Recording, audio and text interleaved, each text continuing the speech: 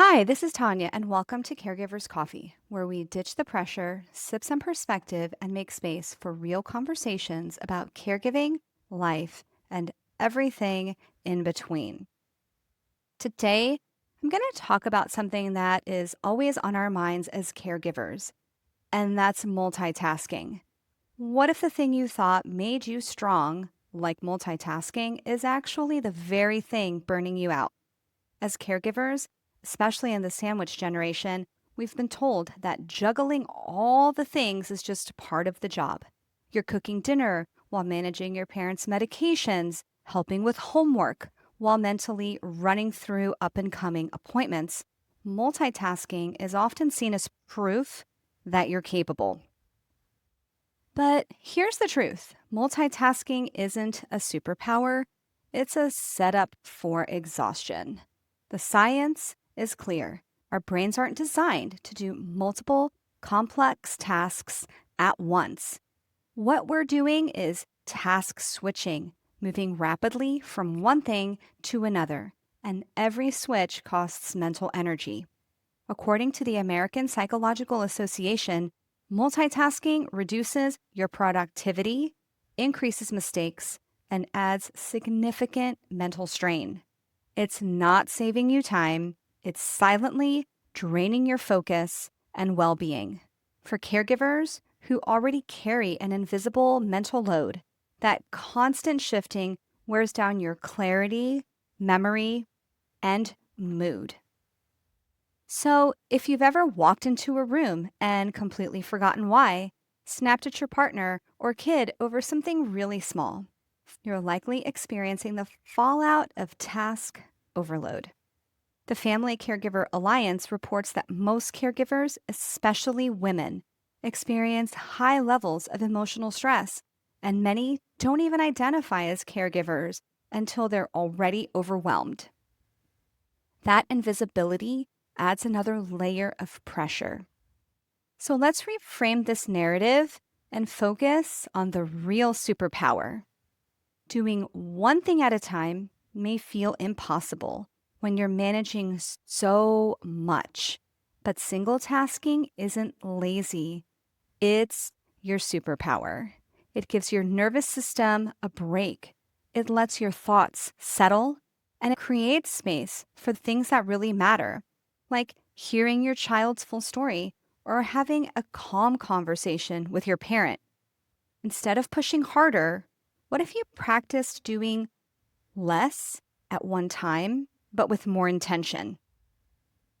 Here's something simple you can try this week. Set a 15-minute timer and focus on one caregiving task, just one. No texting, no dishes, no emails. And it will be tempting because most of us believe if we do one thing at a time, we will get behind. Just 15 minutes of doing what you need to do with your full attention. You might be surprised how grounding it feels to fully focus. There is a big connection between caregiving and chaos and multitasking, but there is a way to shift into sustainability. One of the biggest sources of mental overload is the clutter we carry in our heads, especially when we're trying to remember everything related to our loved one's care: appointments, medications, insurance details, emergency contacts, passwords. It's a lot. So that's why I created the Family Health Organizer, the same system I use to get my family's medical information organized. For so many years, my mom kept this essential information on scattered sticky notes.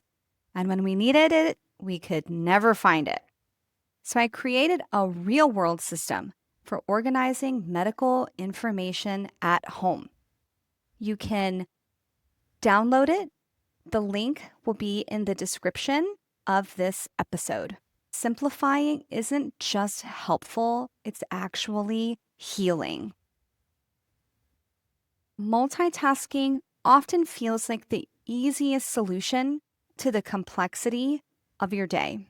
If you could just get ahead, then you could have more time for yourself and for the things that you really want to do. We have all prided ourselves on being master multitaskers. Here is something that took me a long time to realize. We're operating in a system that glorifies burnout. Let's start with replacing the myth of doing it all with something far more sustainable, which is doing what matters with care. And if you want to read more, you can check out my full blog post at caregiverscoffee.com. Thanks for spending a few minutes with me today. If this resonated with you, I'd love for you to subscribe, leave a comment, or even share this with a fellow caregiver who could use a little support this summer. I'm showing up imperfectly, but I'm showing up, and I hope this helps you feel a little more seen and supported. Until next time, take care of yourself as well as you care for everyone else.